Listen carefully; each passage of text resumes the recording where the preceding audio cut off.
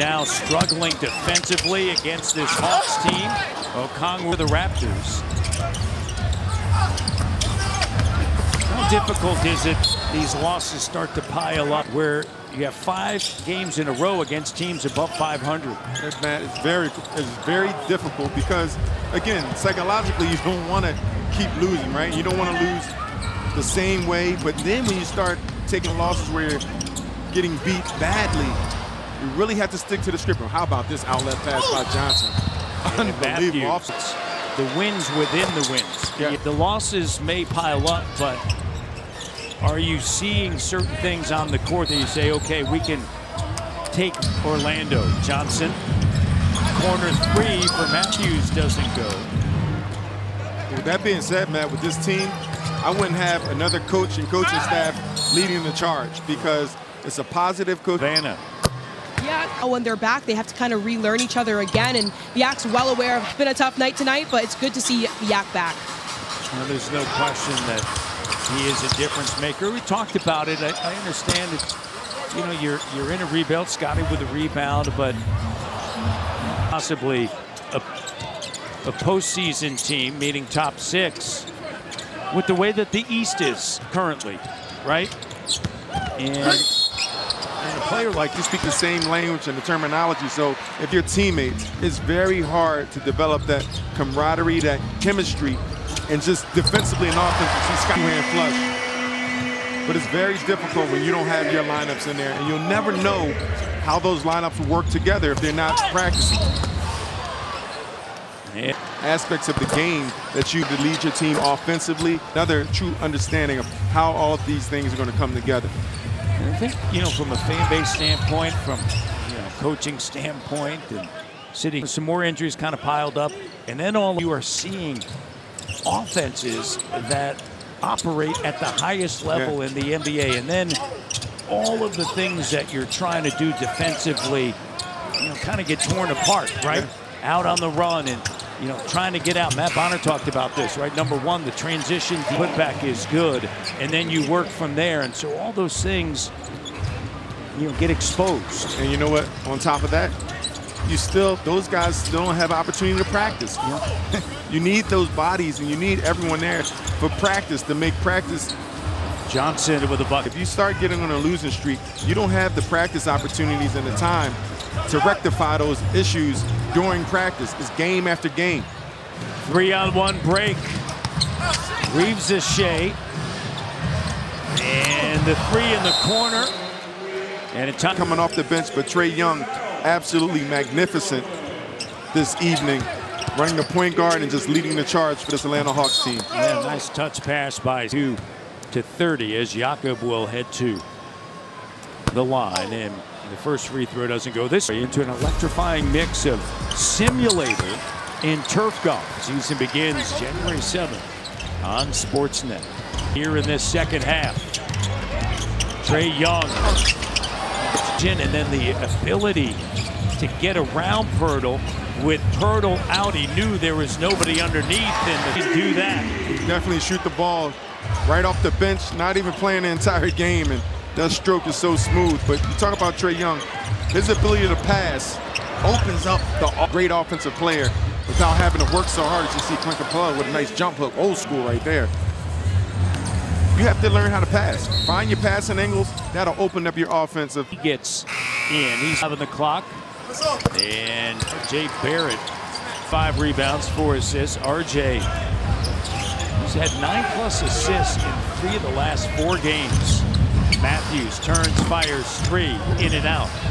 And Scotty skies and grabs the board. Here's Shed.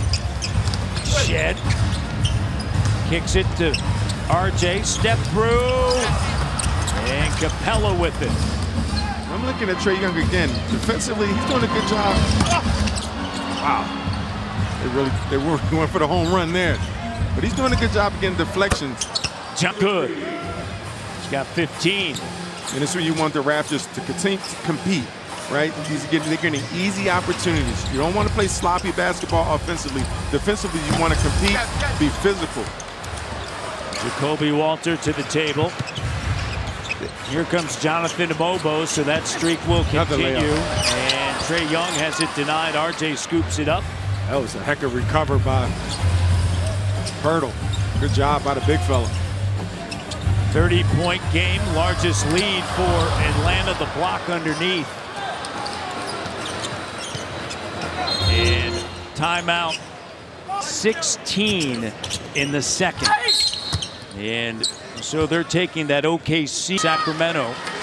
And you look, and when you're turning a team around, it's easy to sell offense. Really tough to sell D. And Mobo with a slam dunk. And when you start requiring that of players, sometimes certain players don't like it. But I think everybody realized, you know, in Sacramento, offensively, yeah, you're going to get yours, and it's all going to be good offensively. But everybody's now ready for you, prepared, and you have to make a jump at some point defensively. And I think Mike Brown was trying to convey that, right? He is somebody. You think they were really shocked? Well, because you know the NBA. Not getting fired, but I'm saying how they did it. Well, Mike Malone said no, he wasn't shocked. This is a cruel world, cruel industry. It's the only industry I know where you can be the best at your job and get fired a year later, or you can fail miserably and get a job at the same job. So it's a tricky situation. Mike Malone, Mike Brown, he'll end up on his feet because he's a heck of a coach. He did a heck of a job. He did a really good job.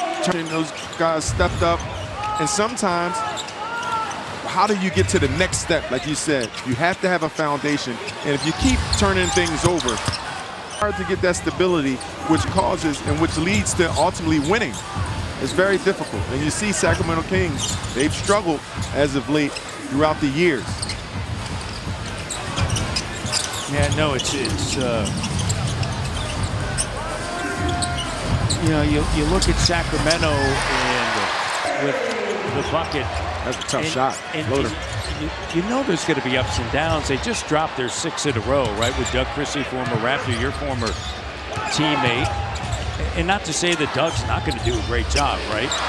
He could do an outstanding job, but there's ups and downs to the season, and that's just the way it is. By the way, with the play-in, if you are Sacramento, you're literally right there. At the start of the day, you're 3.5 back of the 10th spot, which means you're in the play-in, and then 6th spot. And we know they have the personnel, they have the talent. Now spot it all coming together, and again, they've been struggling defensively for some time now. As you said, when you know you can have success as a coach, things don't go the way they are because you go to take on the Boston Celtics. And I'm impressed with this Hawks team. You know, having an emotional game against Chicago with their big fourth quarter 50-point going into a game. So this Hawks team, they're really focused. Mobo up at the rim, 30-102. And it's the Celtics on 2. Brooklyn. Raptors will remain home for a couple of games after the Brooklyn matchup. It's going to be a different Brooklyn team as the Raptors will see Orlando for the first time on a Friday. You know they're a tough-minded group. Jamal Mosley's done an outstanding job there. And then the Milwaukee Bucks come to town on the 6th of January. Before the Raptors go on the road, they'll play 3 and 4 in New York, Cleveland, and Detroit. You talk about defense and preaching defense. Jamal Mosley has done that in Orlando. He's really got those guys to buy in, and they playing at the Toronto Raptors tonight. 30 turnovers, as you mentioned. That's just a no-no.